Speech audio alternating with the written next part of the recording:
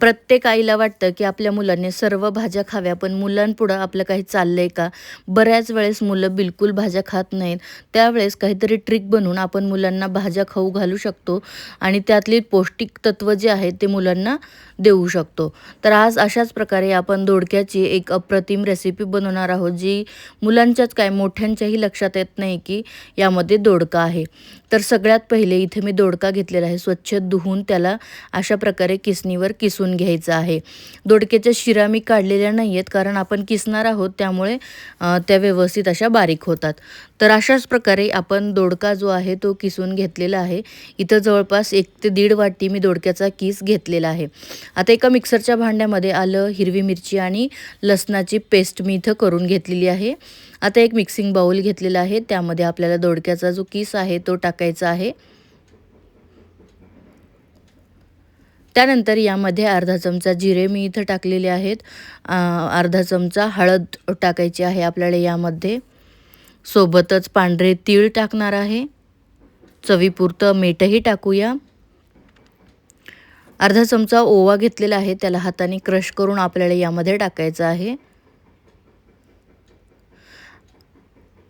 आणि हिरवी मिरची, आलं लसणाची जी पेस्ट आपण बनवून घेतली होती ती इथं 2 चमचे टाकली आहे. आता मुलं जर खूपच लहान असतील तर मिरचीचं प्रमाण कमी करू शकता.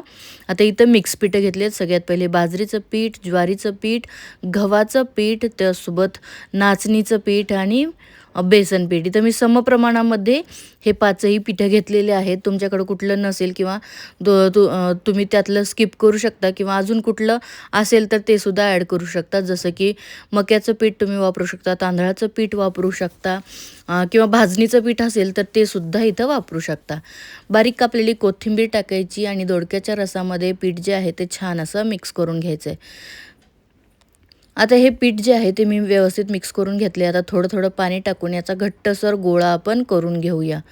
पाणी अगदी हलक्या हाताने टाका, कारण दोडक्याच्या आपण रस पण सुटतो. त्या दोडक्याच्या मिश्रणामध्येच आपण जास्त पाणी न टाकता भिजवून घेतलेलं आहे. तर अशा प्रकारे पीठ भिजवून घेतलं. साईडला एक 10 मिनटं ठेवून देऊया. 10 मिनटानंतर पीठ छान भिजलेलं आहे. त्याचा छान असा गोळा करून घ्यायचा आहे. आज आपण दोडक्याचे थालीपीठं बनवणार आहोत.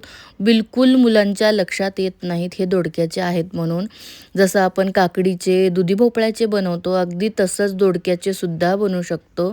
आणि मी तुम्हाला एक ट्रिक सांगते. यामध्ये तुम्ही आपले जे घोसावळे असतात त्याचे टाकू शकता. त्यासोबत तुम्ही वांगंसुद्धा किसून यामध्ये टाकलं तर बिलकुल मुलांच्या लक्षात येत नाही. तुम्ही अशा प्रकारे नक्कीच करून बघा. तर बघा, व्यवस्थित असं आपलं हे जे थालीपीठ आहे, मी रुमालावर एक ओला रुमाल घेतला आहे, त्यावर थापून घेणार आहे. शक्य तितकं पातळ आपल्याला हे थालीपीठ छान पसरवून घ्यायचं आहे. हे तुम्ही मुलांच्या टिफिनसाठी सुद्धा देऊ शकता. खूप जास्त हेल्दी आहे. इथं मिक्स पीठं वापरलेत, त्यामुळे अजून जास्त पौष्टिक हा पदार्थ आपला बनलेला आहे.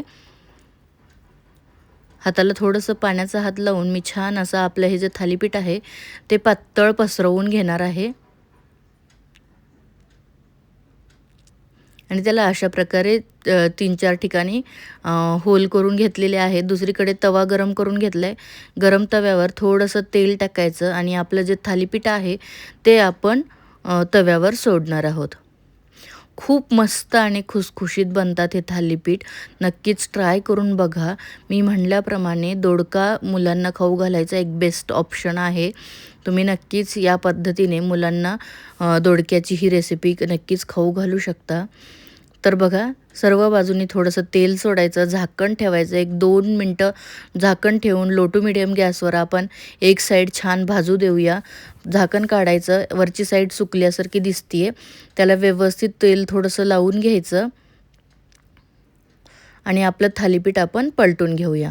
आता दोन्ही साईडनी मस्त असं खरपूस आपण हे भाजून घेऊया. इथं हवं तर तुम्ही तेलाच्या ऐवजी बटर किंवा तुपाचा वापरसुद्धा करू शकता.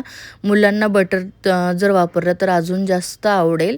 आणि आता यावेळेला काय करायचं की तुम्ही जे थालीपीठ आहे तुम्हाला जर आवडत असेल किंवा मुलं जर खात असतील तर यामध्ये थोडंसं चीज जे आहे ते टाकायचं आणि फोल्ड करायचं, म्हणजे मुलांना बिलकुल एकदम छान असं चव लागेल आणि चीजच्या नादात मुलं दोडक्याकडे लक्षही देणार नाहीत.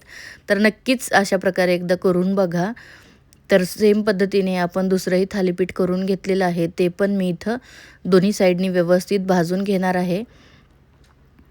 एकदम खरपूस मी याला भाजलेलं आहे. तुम्ही बघू शकताय मस्त आपले हे थालीपीठ तयार झालेले आहेत. तर आता तुम्ही हे दह्यासोबत, कुठल्याही चटणीसोबत, सॉससोबत आणि मी म्हणल्याप्रमाणे चीजसोबतसुद्धा खाऊ शकता. बघा किती छान झालेले आहेत, सॉफ्ट झालेले आहेत. लोणच्यासोबतसुद्धा हे खूप मस्त लागतात. तर नक्कीच ट्राय करा. तुम्हाला आपली ही आजची रेसिपी कशी वाटली ते कमेंट करून सांगायला विसरू नका. आणि आपल्या चॅनेलवर नवीन असाल आणि चॅनेलला सबस्क्राईब केले नसेल तर चॅनेलला जरूर सबस्क्राईब करा. पुन्हा भेटूया नवीन एका अशाच नवीन आणि छान पौष्टिक रेसिपीसोबत.